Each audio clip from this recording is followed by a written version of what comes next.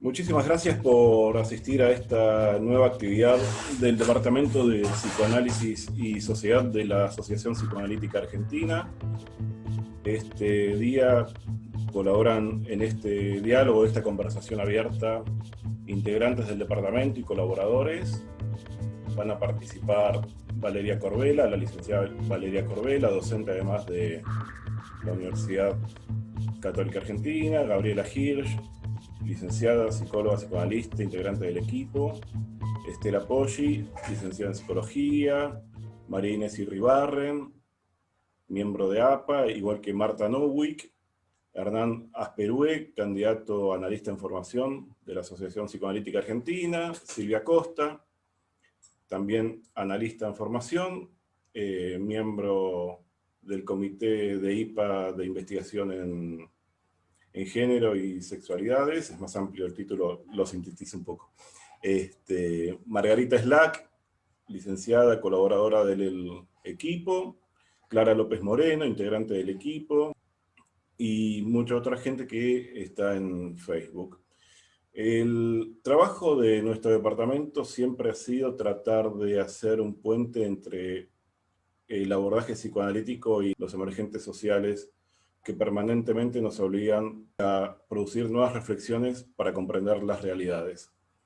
Bueno, hoy es un día especial, también quería hacer antes de empezar con la introducción, quería hacer un breve homenaje a Jacob Gutmann.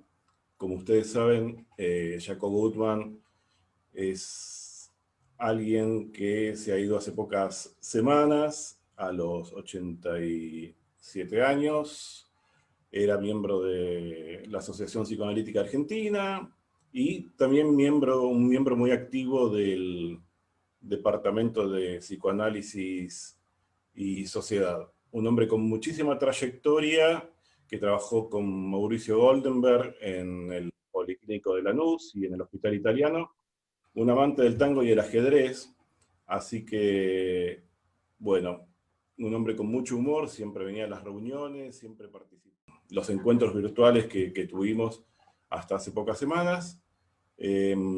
Así que, bueno, va nuestro homenaje para el querido doctor Jacob Gutmann. Bueno, ¿qué nos convoca hoy? Principio de placer y principio de realidad son actores de un eterno escenario de conflictos.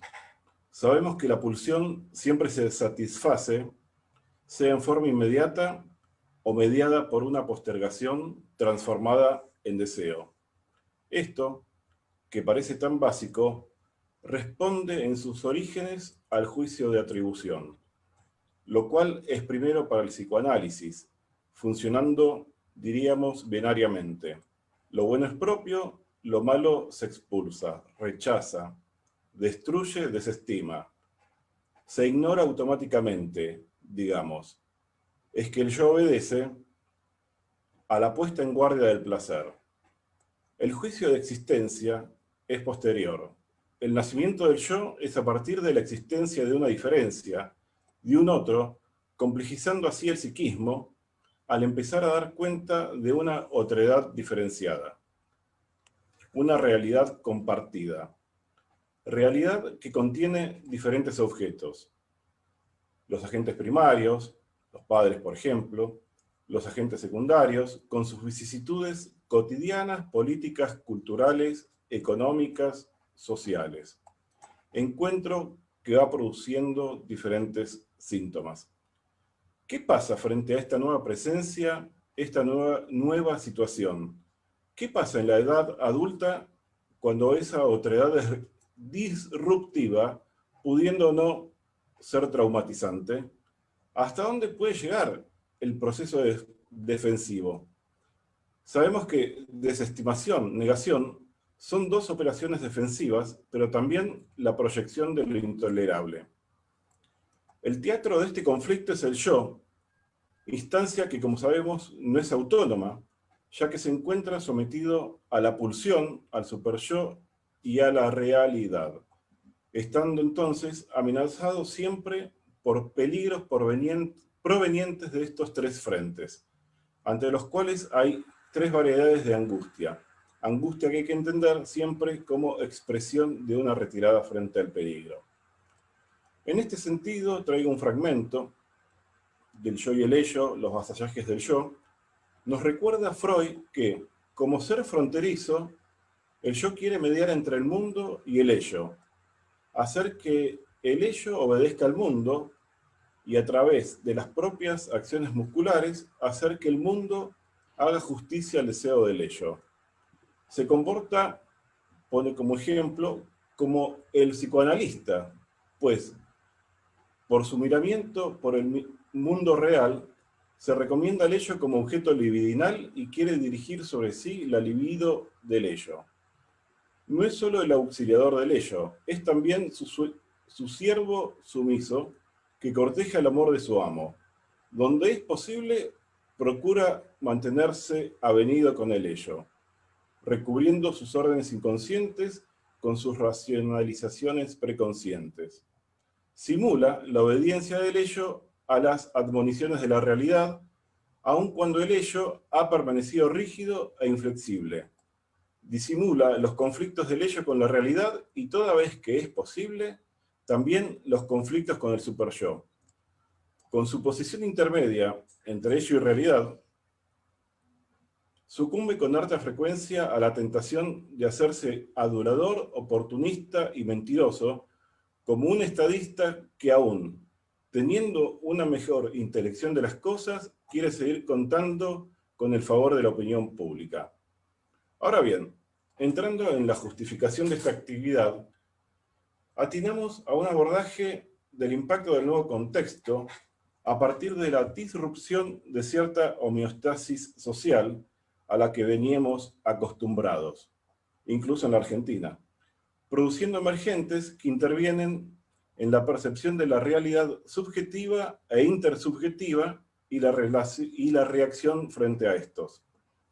Al inicio, la incredulidad y la desestimación fueron operaciones preponderantes frente a este nuevo objeto de la realidad, como defensa ante aquello que vulnera el principio de placer. Fueron produciéndose cambios en los dispositivos de control social, estableciéndose aislamientos más o menos obligatorios, mientras empezaban a aparecer imágenes siniestras divulgadas por distintos dispositivos de mass media. Las teorías conspirativas, con el respaldo de veraces conflictos de poder entre la Organización Mundial de la Salud, Donald Trump, Estados Unidos, China, empezaron a aflorar. Que es un virus fabricado para reducir la población, que es parte de una guerra silenciosa, que es un negocio de los laboratorios, etc. Por supuesto, tampoco faltaron las desestimaciones de gobernantes diversos, ejemplo como Manuel López Obrador al principio, Jair Bolsonaro en Brasil, Boris Johnson en el Reino Unido, con variaciones entre ellas en el discurrir del tiempo. No todos actuaron igual en el desarrollo de la pandemia. Y en el medio, diferentes acusaciones en el campo social. Pro cuarentena eran sinónimo de oficialismo en algunos países, mientras en otros, los que no respetaban la cuarentena eran pro oficialismo. Gente que de pronto vio su realidad económica desvanecerse, vino a abonar la nueva realidad, a la que, para colmo, se le quitaba la posibilidad de encuentro físico contenedor. Se acrecentó el miedo a la muerte frente a un siniestro que va dejando de ser invisible. Y así, entre la desestimación total, orillando a lo maníaco, y un profundo terror, se debate el concepto de juicio de realidad. ¿Es posible un consenso de realidad social? En este estado de cosas, ¿es posible lograr una adecuación a fines compartidos? Recordemos que Freud, en Psicología de las Masas y Análisis del Yo, decía que en una masa el individuo experimenta, por influencia de ella, una alteración profunda de su actividad anímica. Su afectividad se incrementa, su rendimiento intelectual, en cambio, sufre una notable merma. Esto quiere decir que, dentro de la colectividad que puede sentirse como protectora, somos proclives a veces a perder autonomía y también de la posibilidad de cuestionar las razones por las cuales hacemos una u otra cosa. Y por el contrario, simplemente nos vemos empujados a repetir un comportamiento como si se tratara justamente de un contagio. Un tema complejo que incluye la cuestión de la adecuación a la realidad como factor indispensable de la salud psíquica. Es decir, los tiempos variantes de metabolización de esta nueva realidad que establece nuevos contextos, frente a los cuales aún muchos parecen actuar fuera de contexto. Bueno, hasta aquí esta breve introducción y creo que Clara quería hacer una disquisición que es importante. Hola. Yo quería comentar que todo lo que hablamos de juicio de realidad, quería comentar el aporte que han hecho los filósofos respecto de la realidad. En general dividen la realidad en objetiva y subjetiva. Con la realidad objetiva no me voy a meter porque es muy complicado. Y la realidad subjetiva, en lo que a nosotros nos atañe, se trata de la realidad intersubjetiva. O sea, nosotros trabajamos en el campo de la intersubjetividad. Los psiquiatras de fines del siglo XIX y mitad del siglo XX, como todavía no tenían nada para hacer con los pacientes psiquiátricos, porque la medicación es de mitad del siglo XX, pasaban mucho tiempo estudiando, clasificando, agrupando, y realmente nos han dejado una muy buena descripción, una muy buena semiología de todas las patologías psiquiátricas y entre ellos surgió en un momento dado que Jaspers planteó que el juicio de realidad era aquello que separaba a la gente con trastornos mentales de la gente sin trastornos mentales. Consideró que el juicio de realidad estaba anulado o alterado en los pacientes psiquiátricos, mientras que en la otra vereda estábamos los que manteníamos el juicio de realidad. Hay un artículo, una revista de neurociencia de Chile, donde Alicia Figueroa y colaboradores plantean que el juicio de realidad conservado presupone el ejercicio de nuestra capacidad para procesar la realidad y adquirir conciencia de ella. Dicha conciencia se enmarca en una endocultura que nos provee de marcos informativos, comparativos, y que nos permite la comprensión de quiénes somos, de nuestra identidad, de los roles que abordamos en el medio psicosocial en que nos movemos. Frente a un cambio brusco de nuestra realidad, en este caso hablamos de la pandemia, nos enfrentamos a una neovivencia expresada como algo nuevo está aconteciendo, de lo cual no entendemos nada, además. El ser humano frente a esta situación en general se enfrenta a tres posibles caminos. Uno es con seguridad, el otro es perderlo y entrar en el universo delirante, y el tercero es adherir a fanatismo. En realidad, yo creo que la diferencia entre un delirio y el fanatismo está basada en que el delirio es solitario y el fanatismo es grupal. Pero depende de la fortaleza yoica de un sujeto, el camino que va a elegir o que va a transitar frente a esta nueva realidad. Aquellos que carecen de fortaleza yoica, lo más probable es que deriven en estos otros dos caminos antedichos. Yo creo que la sociología, la psiquiatría y el psicoanálisis nos dan posibilidades de abordar lo que ocurre en estas situaciones.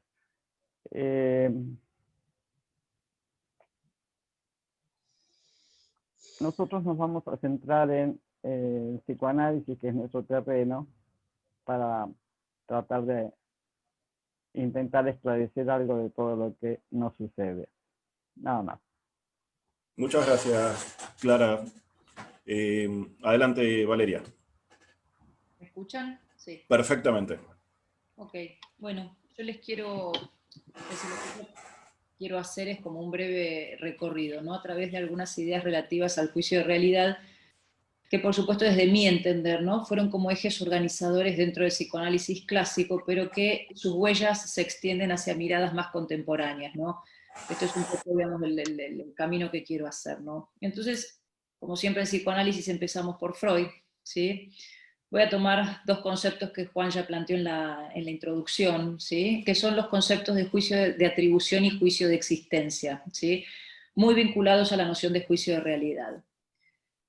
La filosofía, sí, en términos clásicos, sí digo clásicos porque filosofía más contemporánea también tuerce un poquito esta relación, ¿no? Pero la filosofía clásica ha planteado que el juicio de existencia es previo al juicio de atribución, en términos más coloquiales, ¿no? Es decir, primero se reconoce que algo existe y luego se identifica sus atributos.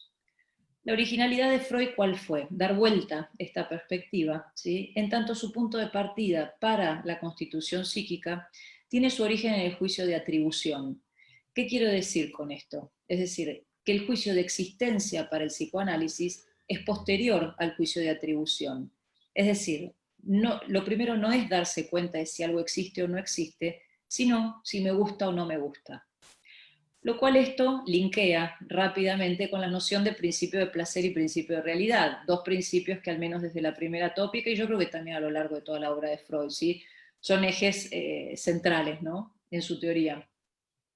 Tanto principio de placer como de realidad, plantea Freud, son correlativos, ¿sí? Y en términos evolutivos el primero debe ceder paso al segundo para una adecuada percepción de la realidad a los fines de la autoconservación. Digo esto de la autoconservación y sitúenlo en términos de la primera tópica, que es cuando Freud, ¿sí?, teoriza algo de esto. Con todo esto, Freud lo que está poniendo es un límite a la satisfacción alucinatoria de deseo, ¿sí?, que es la primera forma que él plantea de que el niño conoce para calmar el displacer. Es decir, al niño no le importa si el pecho es un existente o no, porque si no está lo alucina, ¿sí? Este es el planteo de Freud con la satisfacción alucinatoria de deseo. Es decir, en tanto la satisfacción alucinatoria logra, digamos, otorga un placer, ¿sí?, Freud la ubica preexistente, digamos, al juicio de existencia, ¿sí? Primero importan los atributos, es decir, si es bueno o es malo, ¿sí?, si me gusta o no me gusta. Como este proceder, dice Freud, sigue, ¿no? Y dice, no es compatible con la vida. ¿Por qué? Porque el niño no necesita un pecho alucinado para crecer, necesita un pecho real y fáctico, ¿sí? Dice que el principio de realidad va a primar sobre el principio de placer. Esto no significa que lo anula, sino que lo demora, en tanto, dice Freud, es acorde a fines, ¿sí?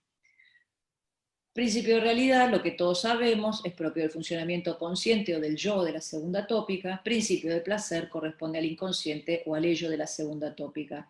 Y ambos interactúan dinámicamente, pero en cierto sentido podemos pensar que al menos es esperable que prime el principio de realidad, ¿sí?, al menos durante la vida de la vigilia. Este principio es el que busca la satisfacción adaptando al yo, plantea Freud, a las condiciones impuestas por el mundo exterior, al mismo tiempo que permite modificar la realidad en pro de la satisfacción. El aporte psicoanalítico que complementa, a mi entender, ¿no?, la visión del juicio de realidad de la psiquiatría, tiene que ver con que el objetivo del principio de realidad es darle curso al deseo inconsciente de una manera acorde a fines y acorde a los mandatos sociales. De allí lo que conocemos, prohibición del incesto, como primera ley, ¿sí?, que limita ese deseo incestuoso edípico, ¿sí? Considero que el psicoanálisis aporta, ¿sí?, originalmente esta dinámica a partir del deseo, de los traumas, de los primeros vínculos de amor, y de la influencia que estos tópicos ejercen sobre la construcción subjetiva, tanto interna como en relación al medio sociocultural. Una posible, ¿sí?, definición de juicio de realidad desde la psiquiatría tiene que ver con la capacidad para procesar la realidad y tomar conciencia de ella dentro de los procesos de endoculturación y del consenso social. Remarco esta cuestión de endoculturación y consenso social, ¿no?, porque la realidad objetiva, por decirlo de alguna manera, o subjetiva también, implica un consenso, digamos, social. Lo que yo creo que el psicoanálisis aporta y agrega, ¿sí?, es que la relación con esa realidad, además del consenso social, va a estar determinada por la dinámica inconsciente del deseo y por la matriz relacional, no solo de los vínculos primarios, sino también de nuevos vínculos. A partir de estas nociones básicas, ¿no?, planteadas por Freud, ¿sí?, hacemos un salto en el tiempo, ¿sí?, y digamos, planteamos, ¿no?, que para comprender que la distinción yo-no yo, es decir, mundo interno, mundo externo, se va desarrollando a partir de la presentación de la realidad que hacen otros significativos. El pionero en estas ideas, para mí, ¿sí?, fue Winnicott, que plantea desde el inicio que la constitución subjetiva se desarrolla esencialmente a partir de la intersubjetividad. Recuerden que él dice, no hay mamá sin bebé, no hay bebé sin mamá. El contacto con la realidad externa, que solo se vuelve significativa a partir de procesos de simbolización, es mediado a través de la madre y de lo que Winnicott llamó experiencias de ilusión. Sin entrar en detalles, sabemos a los 6 meses, ¿sí?, surge una zona transicional y ahí, digamos, como una transición desde una realidad interna hacia la percepción de una realidad externa, y acá, digamos, aparece, digamos, la fuerza de lo que es el objeto transicional, ¿sí? En este sentido es el primer objeto que no pertenece a la realidad interna del niño, sino que es un objeto externo. Y lo que Freud dice es, digamos, que el objeto, Freud, Winnicott, ¿no?, lo que plantea es que este objeto va a soportar y va a resistir, ¿sí?, sin dañarse, la agresividad primaria y las fantasías agresivas del niño, que para Winnicott no provienen del instinto de muerte como sí lo era para Klein.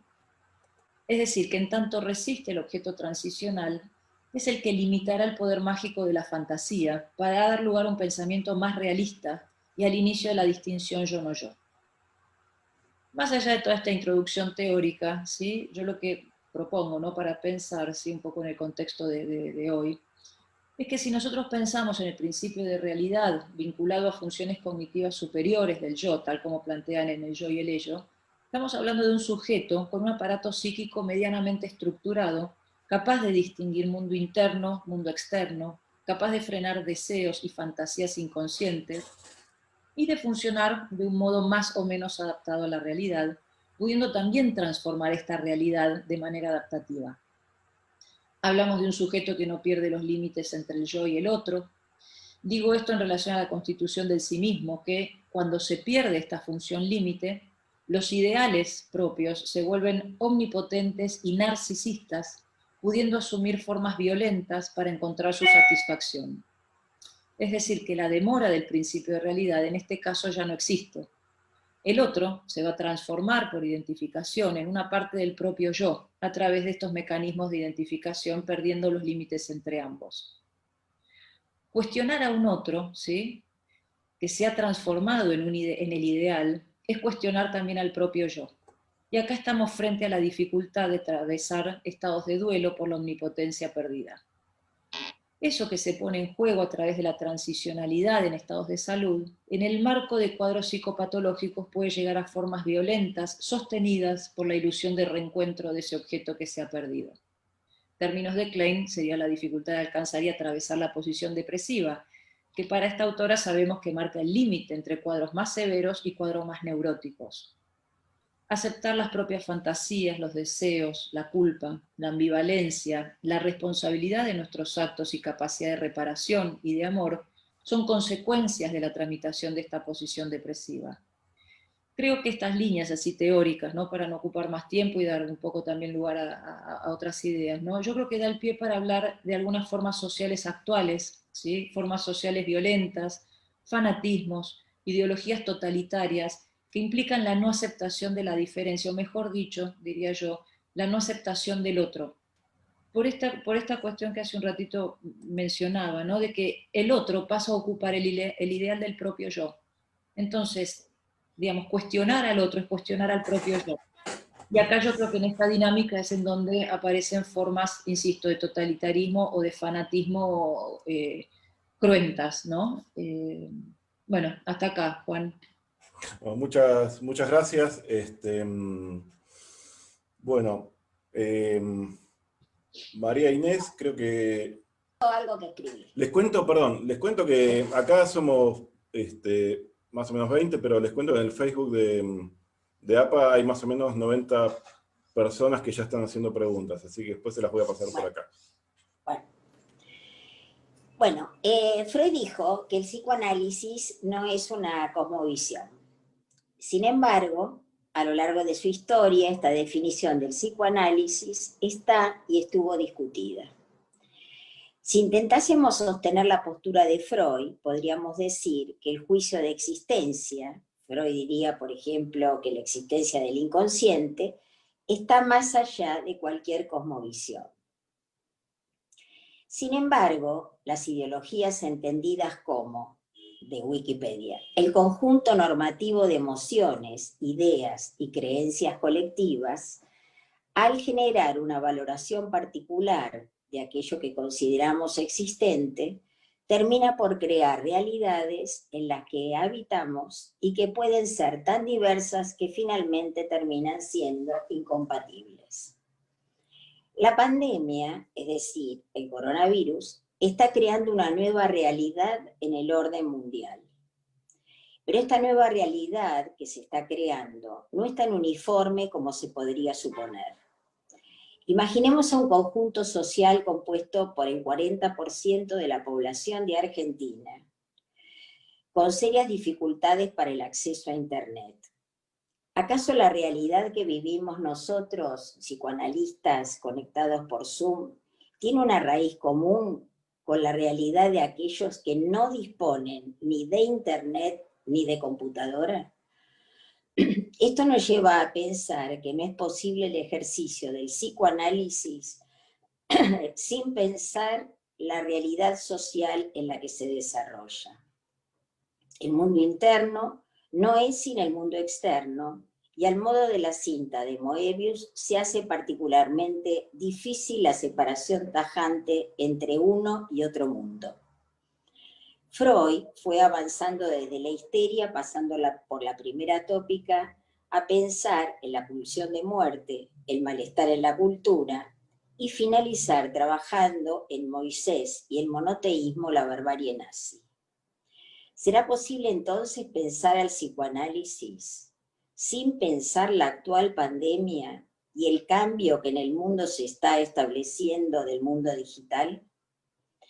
Si pensamos que nuestros juicios de existencia están influidos, o mejor dicho, construidos por aquello que vemos en las pantallas, sean del celular, la computadora o el televisor. Si el quedarse en casa es solo conectarse a pantallas, ¿cuánto de lo que creemos a pie juntillas, cuánto de lo que pensamos y convalidamos como realidad es efecto de algún algoritmo creado por el anonimato de una computadora?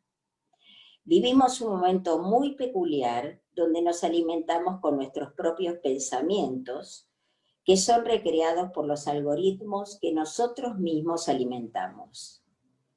Ha caído el Producto Bruto Interno del mundo entero, y el hambre y la miseria se extienden por todas partes. Los invisibilizados han aparecido y ya nadie puede ignorarlos.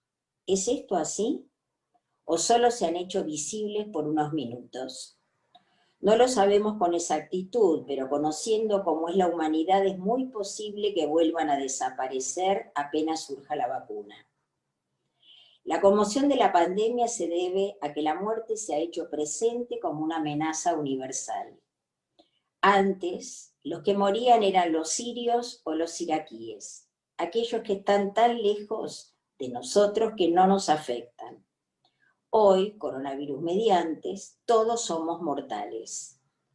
La desmentida de nuestra finitud ha cedido, al menos por un tiempo, y todos sabemos que el rey está desnudo. Piero Lañé dice que, textual, designamos con los términos de esquizofrenia y paranoia los modos de representación que en determinadas condiciones forja el yo acerca de su relación con el mundo. El denominador común de estas construcciones es fundarse en un enunciado de los orígenes que reemplaza al compartido por el conjunto de los sujetos. Es decir, para Piero Lañé, los registros de la psicosis corresponden a enunciados por fuera de la lógica de lo que la ciencia y el saber colectivo comparten como verdad. Ahora bien, ¿cómo pensar aquellos enunciados que, si bien son compartidos por un amplio conjunto de sujetos, están tan sesgados por una aproximación ideológica que terminan por atacar y destruir toda diferencia y que, oponiéndose al saber de la ciencia, proclaman una verdad revelada? Con ellos nos estamos refiriendo a los postulados fanáticos.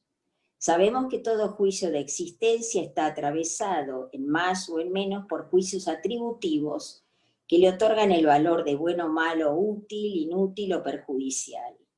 Pero ¿qué sucede cuando este atravesamiento por el juicio atributivo se extrema y termina por opacar al juicio de existencia? Hoy despierta solo un poco de risa a los terraplanistas cuyo pensamiento delirante no afecta al conjunto social. Vayamos a algo más extremo. Durante el nazismo, la idea de la raza aria superior resultó compartida por un elevado conjunto de individuos, no solo arios. ¿Cómo podemos pensar su juicio de existencia? Si nos acercamos aún más, el COVID-19 sin lugar a dudas existe y la pandemia es una realidad de la humanidad convalidada por la ciencia. Frente a ella, la respuesta de un gran conjunto de países ha sido la cuarentena. Pero ante esta respuesta sanitaria de la cuarentena han ido surgiendo los anticuarentenas y los pro-cuarentenas. ¿Cuánto de la lógica política e ideológica ha penetrado estos planteos llevándolos a posturas fanáticas en uno u otro sentido? ¿Cómo definir el fanatismo si un gran grupo de individuos lo sostiene? Las lógicas del pensamiento social están atravesadas por ideologías. El psicoanálisis está atravesado por diversas teorías e ideologías. ¿Cómo? ¿De qué manera poder sostener un pensamiento compartido con el conjunto sin caer en lógicas fanáticas? Este es nuestro desafío.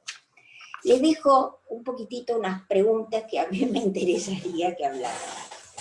Mi pregunta sería si es ingenuo o inútil, por ejemplo, preguntarse qué hacer desde el psicoanálisis con el 70% de excluidos, los inmigrantes, con el 50% de jóvenes en la intemperie. No todo en este momento es efecto del COVID-19 y del confinamiento. ¿De qué confinamiento hablamos? ¿Acaso el confinamiento no está también subordinado a las diferentes clases sociales? Las disparidades sociales no son cada vez más graves. ¿No deberíamos aprender cómo lo social, lo político, lo cultural llega a nuestro quehacer? Nada más. Gracias. Bueno, muchas gracias. Creo que Gaby o Marta,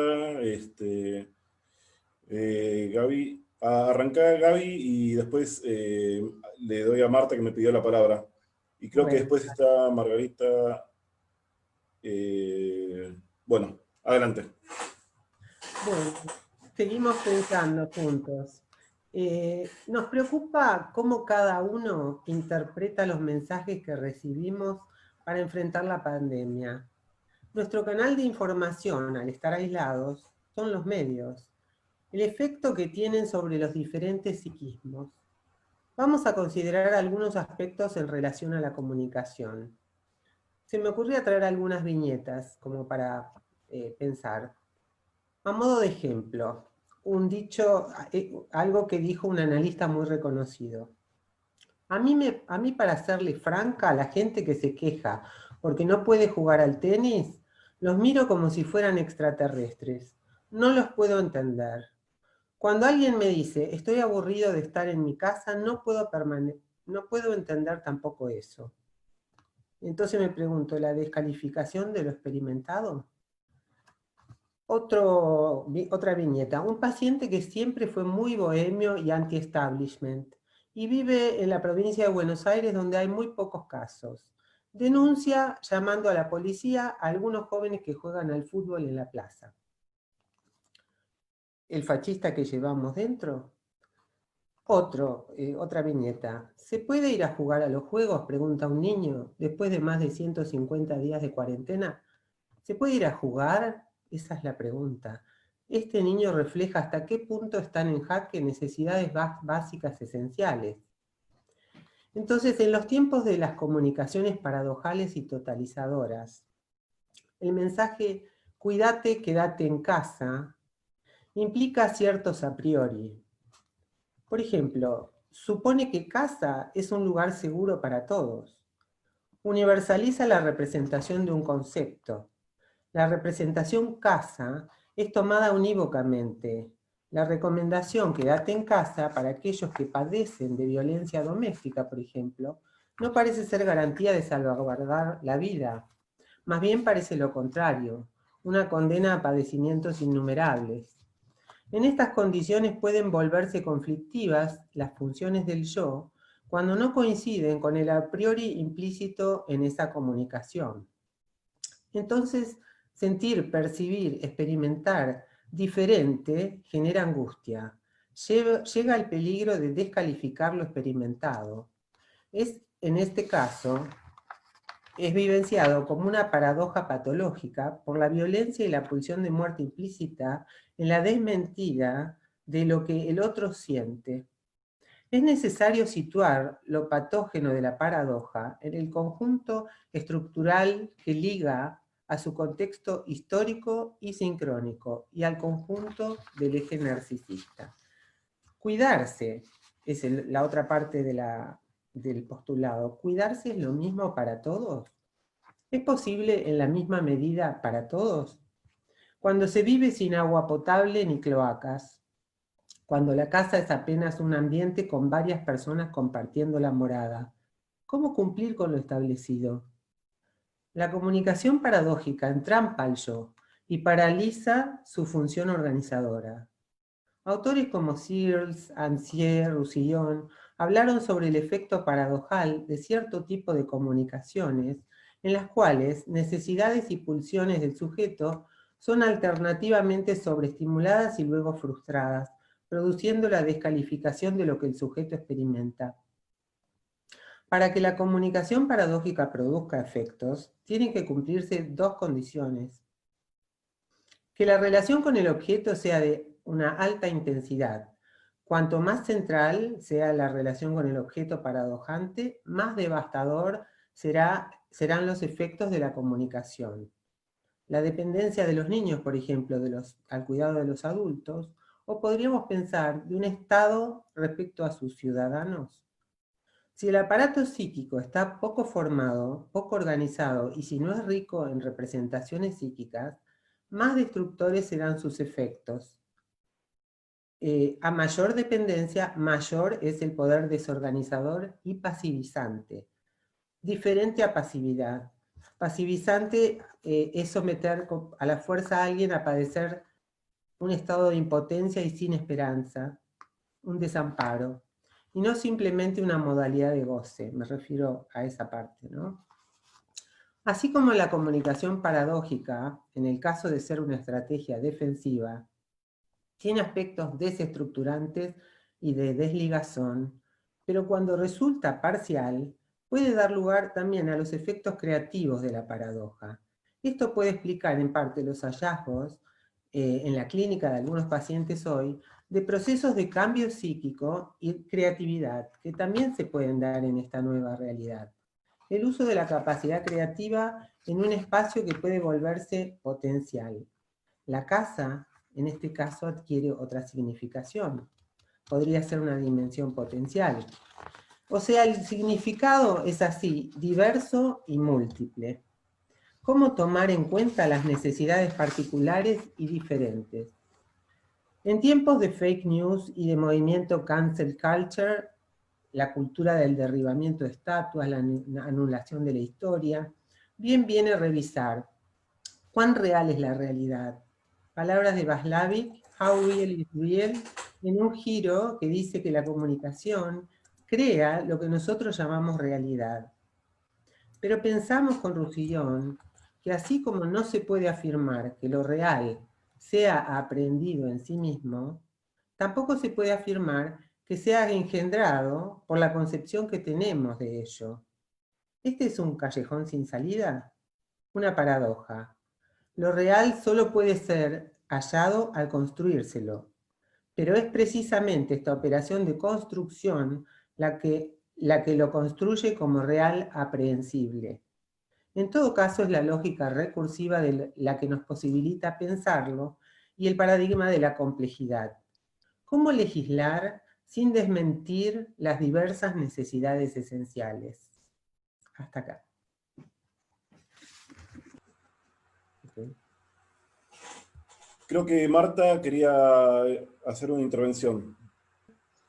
También empezamos por Freud, donde Freud hace una división en el juicio entre el juicio de realidad, donde encontramos afuera una representación que ya está en el yo, y otra que es una propiedad en el juicio que de bueno o malo, donde se incorpora dentro del yo. Es decir, aquí vemos cómo Freud habla de dos espacios, uno interno y otro externo. En uno encontramos afuera una representación que tiene el yo, y el otro una condición de bueno o malo introyectado. Agregaría una nueva apertura en Winnicott, donde habla del espacio, un espacio potencial.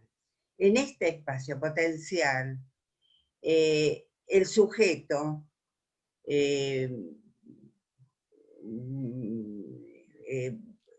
va a experimentar un vínculo más allá de lo corporal, es un vínculo de experiencia entre el sujeto y el mundo externo.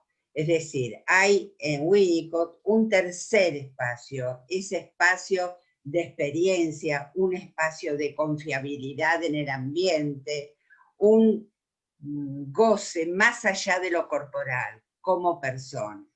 Si nosotros vinculamos este espacio, este tercer espacio que hay en Winnicott, este espacio potencial, con lo que está sucediendo en este momento con la pandemia, con el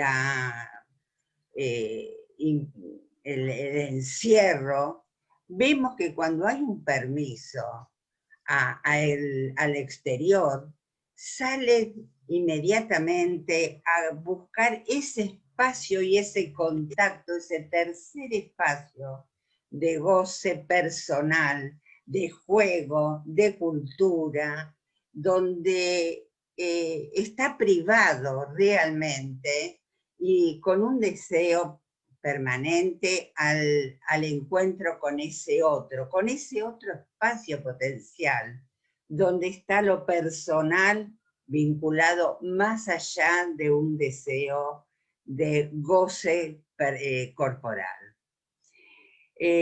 Bueno, no quiero extenderme mucho porque quiero dar también lugar a las preguntas y a otras intervenciones, pero sumamente importante. Inclusive también podemos hablar qué pasa con las conductas antisociales que se han incrementado tanto en esta época, donde también con la privación de ese espacio de encuentro social, de ese encuentro personal con el otro, con la cultura, con el juego, está privado y hay una rebelión realmente en general en la adolescencia y en los adultos, donde cortan de alguna forma el encierro en busca de ese encuentro con el otro, de esa satisfacción personal que da el espacio potencial que habla Winnicott.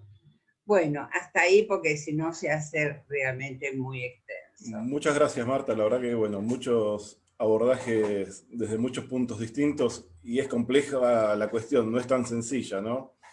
Creo que, no sé si, creo que Margarita, creo que había pedido la palabra. Yo no quiero hablar ni desde Freud, ni desde Winnicott, ni desde Roussillon, ni desde ningún autor. Quiero hablar desde mí y desde nuestra realidad. Al comienzo de esta situación declarada como pandemia global, yo tomo todo junto, ¿sí? No es que no hablo, pero más soslayadamente.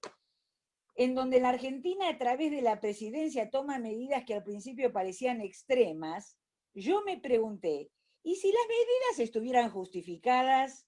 ¿Y si estamos frente a una pandemia pero sin precedentes que ameritan medidas extremas? Y bueno, todos comprobamos que sí, que la situación de pandemia no había sido jamás, por lo menos por nosotros.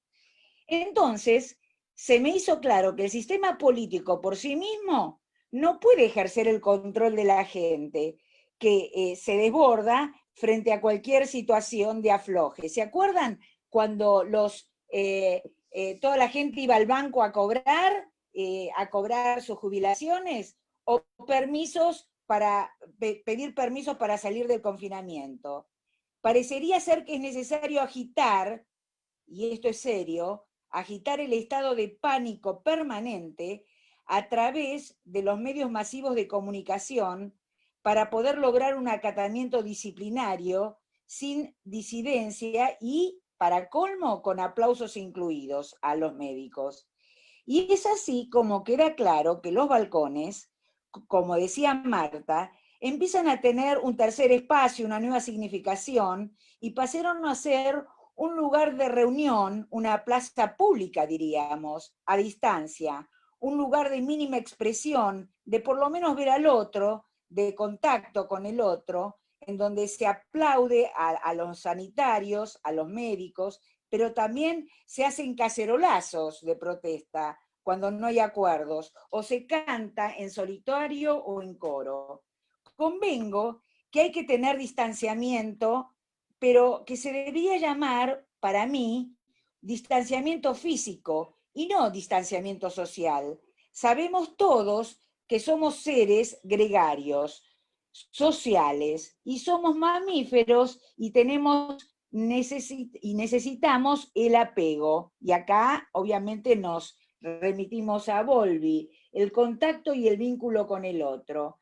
Esto es lo que se pierde, el contacto físico, de estar en una reunión, un café o circulando simplemente. Y eso es el contacto físico, pues lo social lo podemos sostener con estas redes sociales y la tecnología, y a pesar de esto, quedamos, con gusto a poco o de un sinsabor. Es como si estuviéramos remodelando las relaciones de la sociedad y no sabemos cómo vamos a quedar luego de este detenimiento involuntario, pues es un fenómeno que impacta muchísimo por la velocidad en que los sucesos se producen, desbaratando inesperadamente tanto a la política como a la economía. Y frente a todo esto nos preguntamos, ¿qué nos pasa? Esta es la realidad, ¿qué nos pasa? Lo primero que necesito decir es que tenemos mucha suerte en relación a otras épocas históricas, ya que hoy vivimos en un mundo diferente. A pesar de este distanciamiento necesario, estamos comunicándonos a través de los teléfonos inteligentes, la TV, las redes sociales. Pero por otro lado, pienso, sí, está bien la comunicación actual que nos acerca y aún con los pacientes, y aún en cuarentena. A veces parecería ser, pero tanta réplica de mensajes, WhatsApp, tantas reuniones por Zoom, Skype, con camaritas y con audios y reuniones de webinar, puede llegar a ser sofocante y también provocar también angustia. Esto es lo que quiero señalar. Creo entonces que frente a esta nueva realidad es necesario dosificar la información y los contactos para poder digerirlos. Ver esta crisis también como una oportunidad y poder detenernos a pensar en el medio de la misma y tratar de poner palabras a lo que aún no comprendemos, como una forma de ayudarnos a crear espacios de reflexión que actúan como continente para las ansiedades que se disparan. Es por eso que a este fenómeno lo llamo también un apego virtual, necesario para asegurar toda la heteroautoconservación.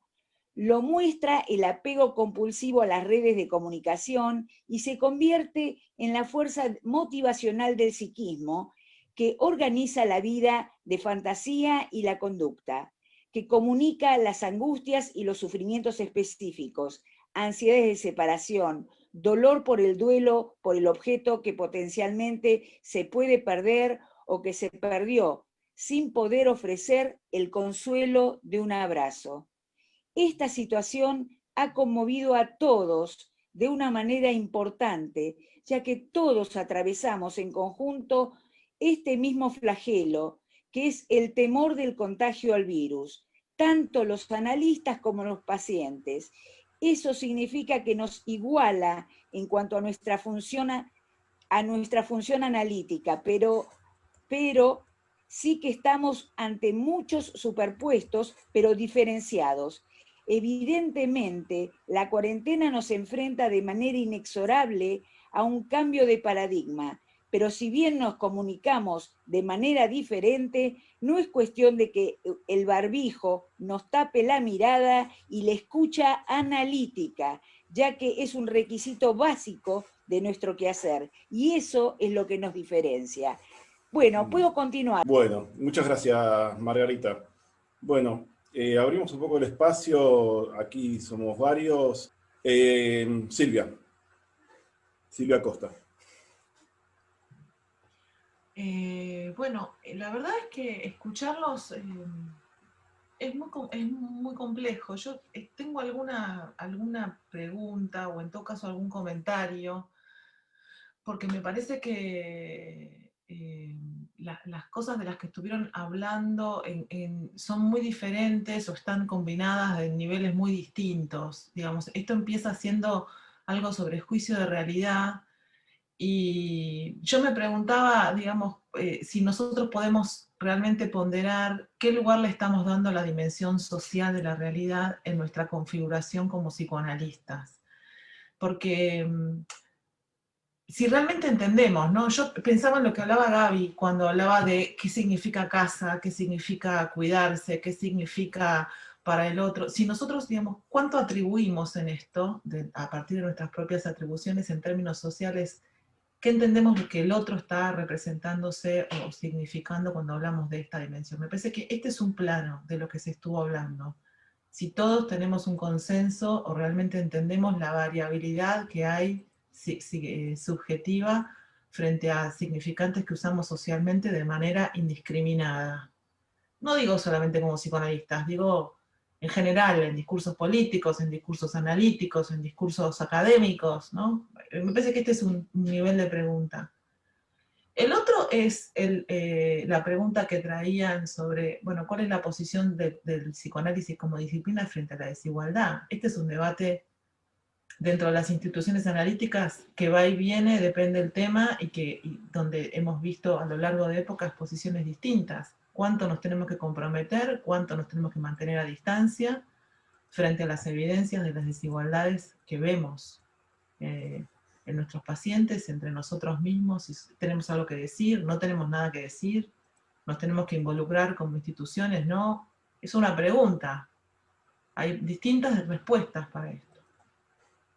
Y la última cuestión, que me parece que sí es conceptual, es si nosotros entendemos el valor de la pertenencia social, el valor subjetivo de la pertenencia, el valor subjetivo de la noción de identidad. Yo trabajo en un comité que tiene que ver con la diversidad sexual. El tema a mí de la identidad y la pertenencia me atraviesa personalmente por mis intereses profesionales. Pero cuando uno habla de fanatismo, y cuando uno habla de la irracionalidad en las que un sujeto se pone en riesgo en función del grupo, esto es una conducta que nosotros observamos aún cuando no seamos psicoanalistas hace cientos de años, bueno, cientos de años, sí, cientos de años, donde la gente se sacrifica a sí misma en función del grupo. La gente no se cuida, la gente y por supuesto pone en tela de juicio el juicio de realidad, que es un soporte sustancial de la diferencia entre mi grupo y yo. Si tiene que sacrificarlo, lo hace. Y esta es una función que tiene que ver con el psiquismo. Yo no sé si nosotros sabemos o hemos estudiado como psicoanalistas realmente el impacto que tiene en la construcción subjetiva la noción de pertenencia. No alcanza con la idea de intersubjetividad, porque la cuestión de pertenencia social es permanente, es constante y hace a nuestra vida cotidiana. Y me gustaría saber, porque por ahí yo no lo sé y existe, ¿quiénes están trabajando sobre este tema? Seguramente debe haber, y esto tiene que ver con mi ignorancia, pero me parece que atravesó mucho de la conversación hasta acá. Muchas gracias, Silvia. Sí, Ah, ¿se escucha? Sí. perfecto. Yo, bueno, un poco por lo que planteaban, ¿no? Digamos, tanto los que han expuesto algunas de sus ideas como lo que traía Silvia, ¿no? Que yo, digo, me parece importante lo que ella está trayendo en cuanto como a los distintos niveles con los cuales podemos pensar alguna de estas cosas en la complejidad que cada una tiene, ¿no? Yo la verdad no sé si, digamos, como esta cuestión de la pertenencia social es un tema específico de, o es parte de cómo podemos pensar, vos decías que le queda, Silvia, ¿no? Vos decías que le queda, que el concepto de intersubjetividad, ¿sí? Intersubjetividad, vincularidad, ¿no? Digamos, entiendo que no es lo mismo, ¿no? Pero lo pongo dentro de lo que tiene que ver con la relación con el otro, ¿sí? Sé que hay miles de escuelas y miles de puntos de partida, ¿no? Diferentes, pero bueno, para simplificarlo. Y vos decías como que es una noción que le queda como corta, ¿no? A la idea de pertenencia.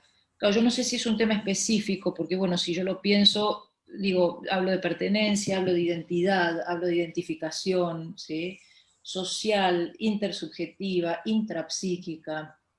Un poco yo remarcaba en esta especie como de raconto teórico, ¿no? Pero no para aburrir con la teoría, sino como para también pensarlo, digamos, en base como de constitución subjetiva, ¿sí?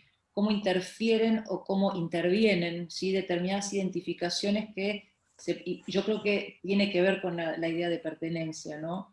En qué lugar intervienen o interfieren determinadas identificaciones en lo que hace a la identidad y con ello a lo que hace la pertenencia de grupo, ¿no? Porque esta es una opinión personal, ¿no? O digamos como yo lo puedo tomar. Digamos, esto también está atravesado, digamos, vamos a ponerlo en términos de narcisismos, ¿sí? Pero no en un sentido negativo, ¿eh? Narcisismo en el sentido más amplio del término y más mirando quizás modelos contemporáneos de psicoanálisis. Entonces, Narcisismo de cuando... vida. ¿Eh? Narcisismo de Claro, vida. claro. Entonces, de alguna manera, digamos, cuando hay identificaciones, digamos, de este tipo narcisistas, ¿sí? Cuestionar ideales es cuestionar al propio yo. Y claro, de acuerdo a cómo, lo digo desde desde el psicoanálisis, o desde mi mirada del psicoanálisis, sino claro, de acuerdo a cómo está constituido este narcisismo, tenemos sus formas grandiosas, sus formas deficitarias, sus formas más omnipotentes infantiles, o omnipotentes, digamos, maduras y saludables, ¿no? De la vida más adulta. Y creo que todo eso conforma un gran problema, ¿sí? Digamos, porque yo entiendo, como vos decís, ¿no? Bueno, hay uno del grupo que se inmola, ¿sí? Digamos, a favor del grupo. Pero cómo esto lo pensamos no solo desde una mirada social, que ahí lo puedo entender, digamos, y puedo al menos acercarme un poco más, pero cómo lo entendemos desde el psicoanálisis esto, digamos, en donde puede haber, digamos, por eso hablo, a mí me gusta el término yo al menos se lo escuché a Janine Puget, ¿no? Digamos, quizás desde otros, ¿no? Pero el término de la idea de lógicas superpuestas, ¿no? Porque yo a nivel vincular, a nivel grupal, a nivel de pertenencia, lo puedo entender, pero a nivel, digamos, intrapsíquico, ahí se me arma como un poco de lío, ¿no? En cuanto a nociones de narcisismo, de grandiosidad, de omnipotencia, y en donde yo quedo puesto como el gran ideal Mesías, que me sacrifico en pro de, ¿sí? Y estoy hablando como de una estructuración subjetiva compleja, al menos por decirlo de alguna manera, ¿no? Deficitaria, con un narcisismo que no ha encontrado sus formas, digamos, más, no quiero decir adaptativas porque ahí se lo llevan enseguida a la psicología del yo, y no es mi idea, aunque sí, comparto muchas cosas con la psicología del yo, pero digo, no quiero encastrarlo, digamos, en una escuela específica, ¿se entiende? Y ahí se me arma lío, ¿sí? Porque es como que se me arma la idea de lógicas superpuestas, que a veces una se pone en la vereda opuesta de la otra, pero francamente opuesta. Es como decir, desde una cuestión social puedo entenderlo, y desde una cuestión más de psicopatología digo, hay una estructuración muy deficitaria de la subjetividad. Yo estoy de acuerdo con eso que estás diciendo, absolutamente. Y creo que es una pregunta, porque hay una generalidad enorme en esta paradoja de lógicas superpuestas en el sujeto. Lo vemos todo el tiempo, en la clínica, en la calle, y no alcanza con... A lo que me refiero es decir, no alcanza con decir son lógicas superpuestas. Hay que avanzar en la comprensión de esa paradoja para entender, bueno, cosas que suceden que no son buenas en términos generales de salud, de sentido común para el sujeto, digamos. Claro. Les quería transmitir algunas preguntas o algunas intervenciones de los asistentes de Facebook. Dice Isabel Portugal: soy una estudiante de psicoanálisis en Brasil, me interesa mucho el tema de la realidad frente al contexto pandémico. Ahora muchos experimentan la vida en aislamiento y es una especie de prisión. ¿Creen que la experiencia del yo con el otro quizás esté provocando la sensación de fuera de realidad que muchos relatan? Eso es una pregunta que le hacen al grupo. Raquel Ansewix dice: muy interesante el planteo y las cuestiones acerca de la realidad o realidades entre juicio de atribución y juicio de existencia en relación a la fanatización. Maru Peralta dice: podría pensarse desde... Es una pregunta. ¿Podría pensarse desde lo meramente biológico que tanto el encierro como la soledad y el miedo a enfermar afecten la percepción y desde ahí algunos inicien con distorsiones en su realidad? Bueno, estas son dos preguntas que elegí de las que están en Facebook para transmitir al grupo. Si quieren se las releo, alguna de ellas. Juan, la primera, la última sí, quizás para contestar, sí, al menos me hizo acordar, ¿no? Digamos, cómo esto, digamos, de alguna manera afecta, ¿sí?, a la percepción de la realidad. Y yo agregaría, al menos mi experiencia, ¿no?, que es ínfima, ¿sí? Pero podría decir que los pacientes, digamos, que atiendo yo, que más miedos han tenido, que más cuidados han tenido, ¿sí? Tuve 3 situaciones con pacientes que, digámoslo así, entre comillas, se inventaron, tuvieron todos los síntomas de COVID. Todos, inclusive levantaron fiebre. Se fueron a internar, ¿sí? Después el hisopado les dio negativo. ¿sí? Entonces yo digo, ¿hasta qué punto, ¿sí? De alguna manera, afecta, ¿sí? Lo que tiene que ver con mundo externo, que se hace mundo interno, y afecta también al cuerpo? ¿Sí? No sé si responde o no la segunda pregunta que hacían, ¿sí? Pero me hizo acordar un poco esto de cómo se van transformando algunas cuestiones y la potencia que pueden tener, digamos, toda esta cuestión, digamos, de constitución subjetiva personal, ¿sí? A la hora de, digamos, como operar en términos de juicio de realidad, ¿sí? De alucinar, digámoslo en términos freudianos, ¿sí? De alucinar una determinada realidad. Mm. La primera pregunta yo me la perdí, Juan, La personal. vuelvo a leer, me parece, a ver si tengo sí. Me interesa mucho el tema de la realidad frente al contexto pandémico. Ahora que muchos experimentan la vida en aislamiento y es una especie de prisión, ¿cree que la experiencia del yo con el otro quizá esté provocando la sensación de fuera de realidad que muchos relatan? Por ahí esto creo que tiene que ver como este fuera de la realidad, de un fuera de la realidad como sostén, ¿no? Que la gente por ahí queda desconectada de una realidad que lo sostenía narcisísticamente. Creo que esto algo se había hablado en las grandes crisis económicas argentinas, o por lo menos los picos, ¿no? Como en el año 2001. Estela, adelante. Sí. A mí también lo que me trae o me hace pensar en relación a las preguntas es cuánto de la fragilidad humana y la vulnerabilidad se pone en juego al haber cambiado tan drásticamente la realidad. Y en relación a lo social, cuánto se puede estar especulando desde los líderes de una sociedad que se hayan activado estas emociones o estos sentimientos en la sociedad. A mí se me ocurría pensar, a ver si sirve para pensar estas preguntas. ¿Se acuerdan cuando estudiábamos la mente primitiva en tribus lejanas donde se declaraba a alguien muerto y efectivamente luego se moría, ¿no? Tiene que ver con la pertenencia, tiene que ver con los mundos superpuestos o las lógicas superpuestas y con el significante de cómo uno se sostiene en esta vida, si es en relación a todos los vínculos, si es algo que uno se autosostiene, dependerá de cada psiquismo, por supuesto. Digamos, no todos reaccionamos igual, pero en esas tribus primitivas donde el único medio de comunicación era la tribu y no había algo exterior, se lo declaraba muerto y la persona se moría. ¿Qué pasa ahora que nuestro único medio de comunicación es la pantalla, todo lo que tiene que ver con la información que adquirimos y poco contacto con el medio exterior, ¿no? No tenemos manera de contrastar la información con nuestro cuerpo, con nuestra mirada, con nuestra escucha, con el olfato, ¿no? Queda un solo canal habilitado.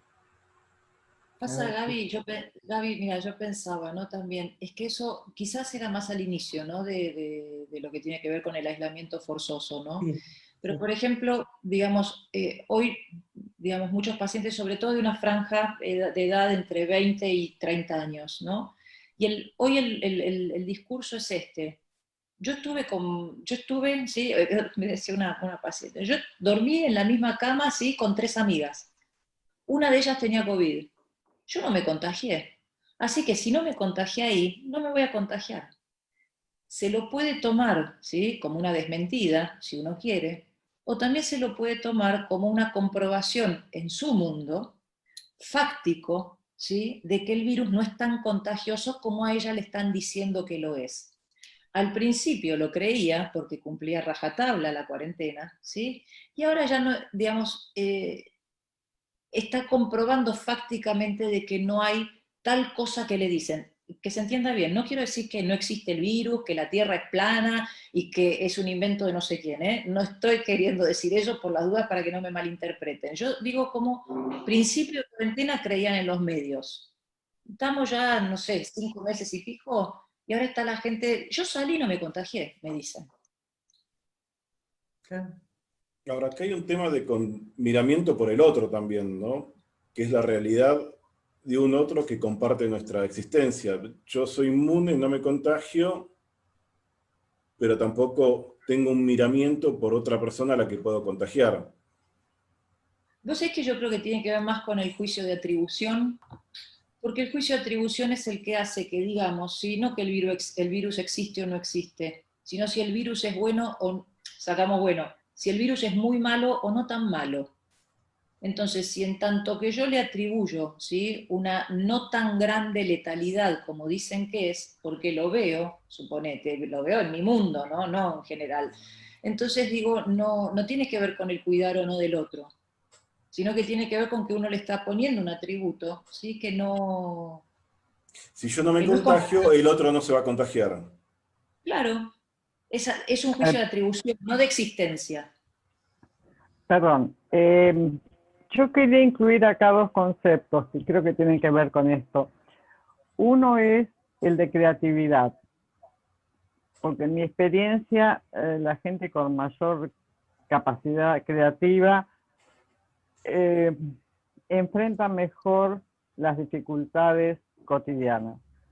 Pero el otro es con cómo se van deslizando los conceptos y cómo arraiga el concepto de creencia, que tiene que ver con esto que ustedes decían. Yo me acosté, entonces no creo que me contagie. O sea, la palabra yo creo o yo no creo está en este momento en todo lo cotidiano.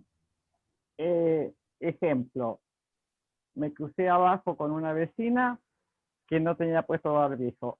Llegó una tercera y le dijo, ¿por qué no te pones el barbijo? Porque yo no creo en el barbijo.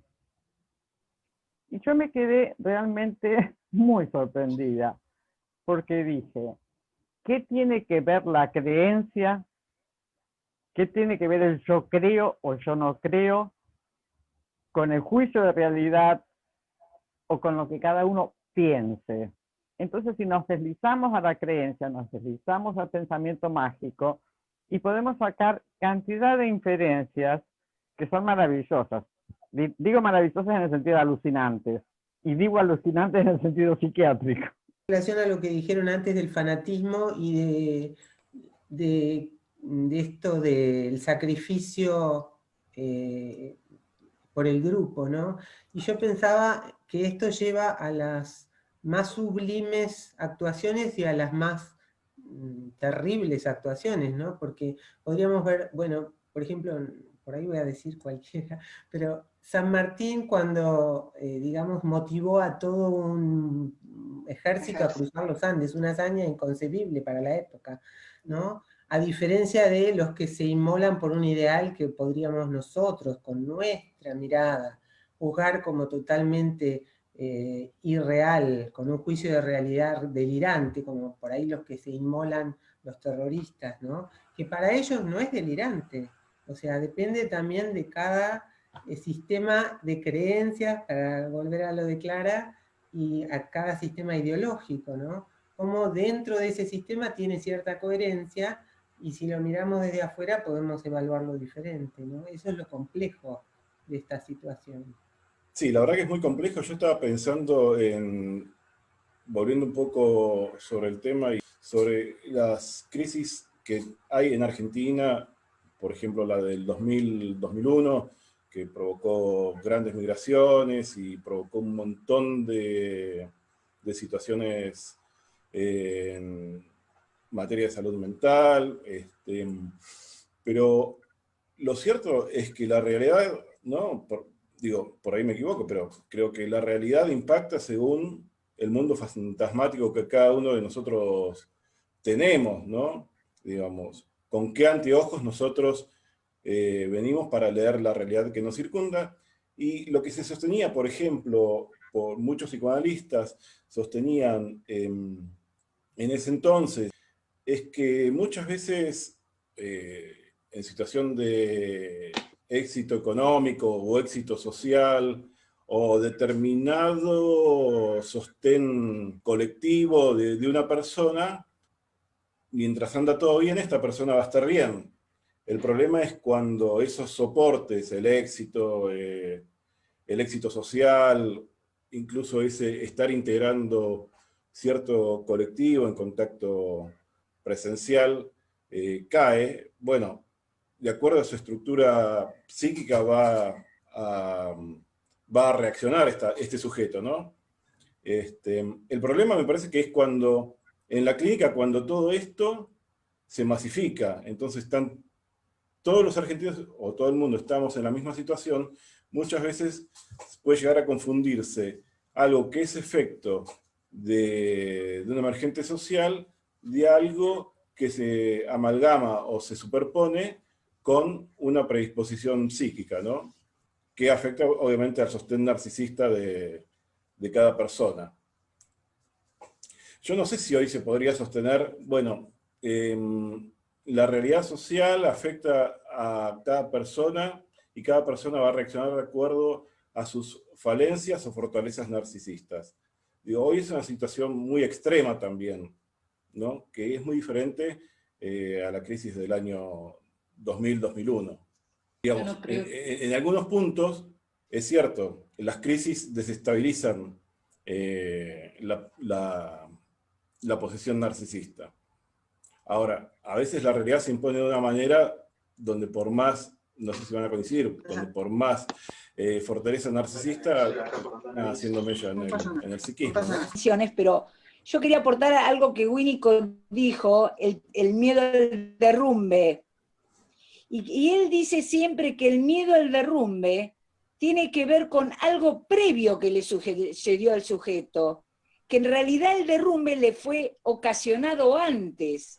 Por eso tiene ahora el temor al derrumbe. Y esto tiene que ver con lo que Valeria dice, con las fortalezas de cada uno, de cada sujeto.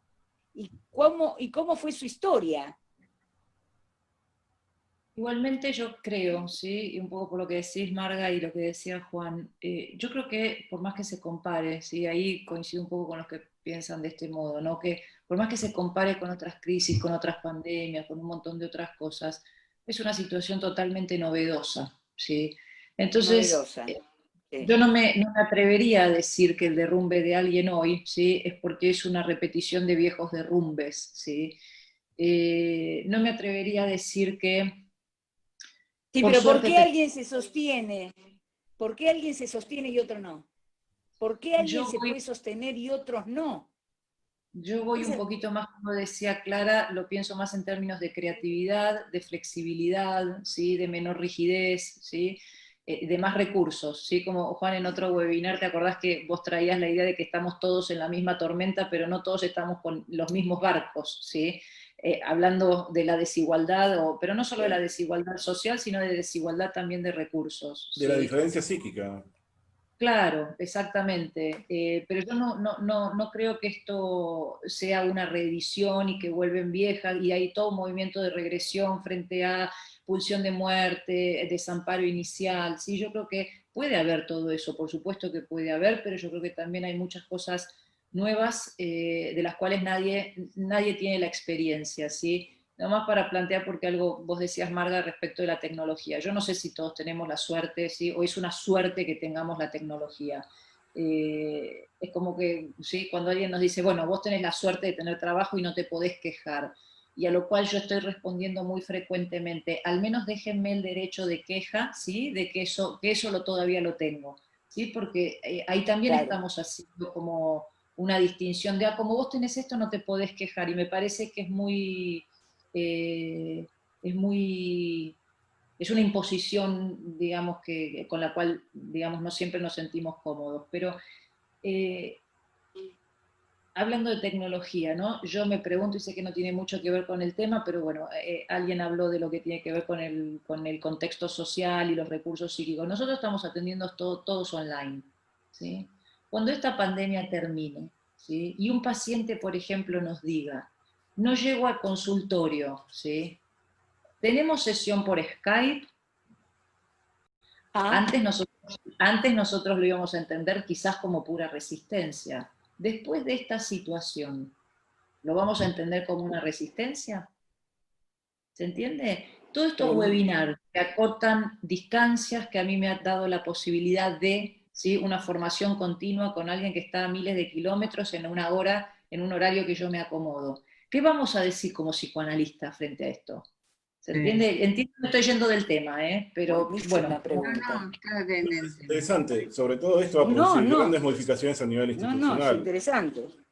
Sí. Institucional, Muy clínico, interesante. pedagógico, la formación que antes no estaba permitida, la formación virtual. Si un candidato quiere hacer su análisis, ¿sí?, de formación con un analista español, ¿lo permitimos, no lo permitimos? Durante 6 meses lo hemos sostenido. Creo que esta situación va a producir necesariamente cambios y el dar cuenta además. Hay que ver si ciertas estructuras dan cuenta de estos cambios que ya se habían producido antes de la pandemia. Les quiero decir, Analía Holland dice, comparte un pensamiento. En un tiempo donde todo se evalúa por números y estadísticas, los analistas estamos con otra escucha. Para el psicoanálisis es el caso por caso, y qué le pasa a esa persona con la realidad y lo que puede hacer con ella. Me parece una muy buena intervención. Estela.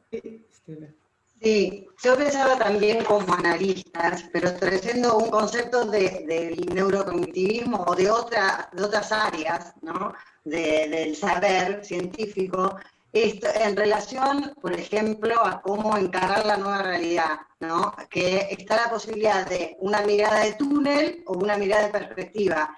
Y creo que a futuro sería mucho más conveniente y más creativo tener justamente una mirada en perspectiva, que es la apertura, y que evita justamente el exceso de estrés, que una mirada de túnel, que es muy gráfico y metafórico lo que estoy diciendo, ¿no?, que limita y que no permite justamente buscar nuevas alternativas. No sé qué opinan ustedes en relación justo de la formación a futuro, de miles de cosas, ¿no?, hasta de la situación que estamos viviendo hoy en día, ¿no?, del estrés y de todo, como distintas miradas que puede uno tener, ya desde el punto de vista perceptivo, ¿no?, de la atención, pueden variar la mirada sobre la realidad.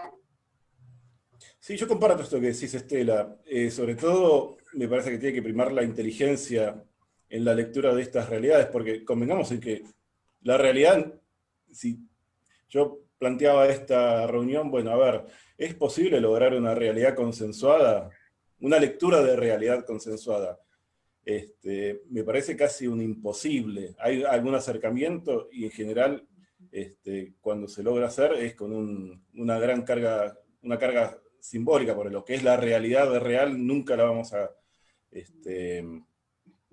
conocer en su totalidad, pero si nosotros no hacemos unos ejercicios por acercarnos a cierta realidad consensuada, la realidad va a tener efectos por sí solas. O sea, pongamos que la pandemia sea letal como se cuenta, que tenga toda esa fuerza mortífera.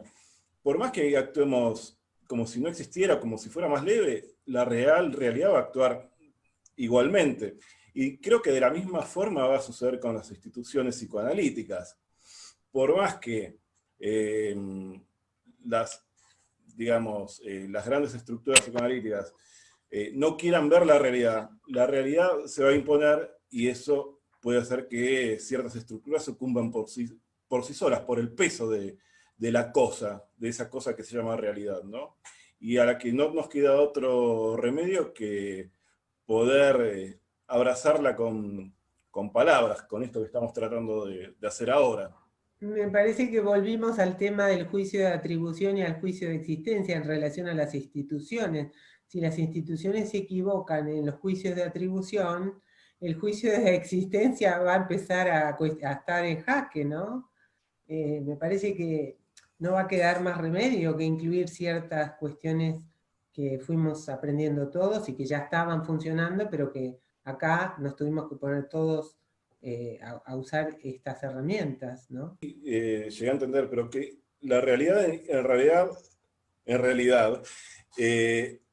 tiene que incluir la diferencia, ¿no?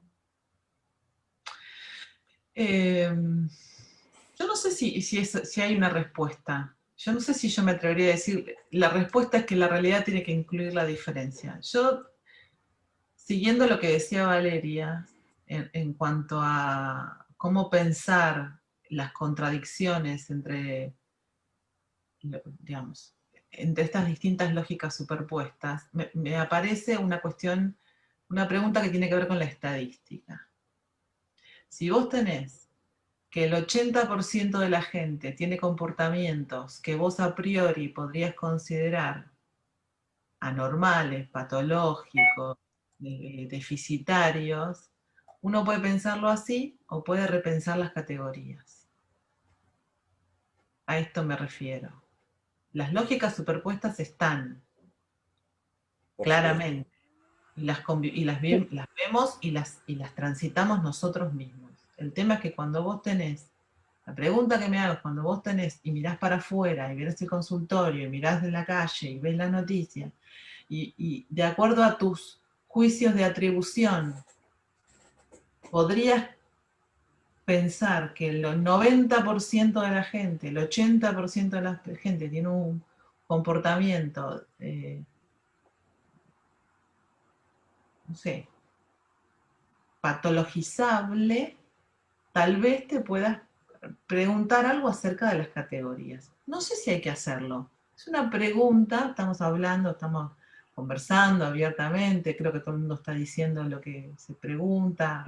Sí, Silvia, pero ¿sabes que yo pienso que nuestro lugar como analistas, más que tratar de reflexionar cuando estamos metidos dentro del plato de sopa, es tratar de ver qué podemos hacer con el sufrimiento de los demás o con el propio, con la angustia, con la depresión, con las fobias, con todo lo que le está pasando a la gente en este momento, aquí y ahora, que es para lo único que tenemos algún instrumento para hacerles más llevadera el tránsito. Lo que vos planteás, yo lo siento más como para esas cosas que se repiensan después, no cuando estamos dentro del plato de sopa. Bueno, vamos llegando al fin de... Hablando Dale, de estamos repensar para juntos. después. Vamos a tomar la sopa. Bueno, estamos llegando al final de la actividad. La verdad que, nada, es una constante en todas nuestras actividades.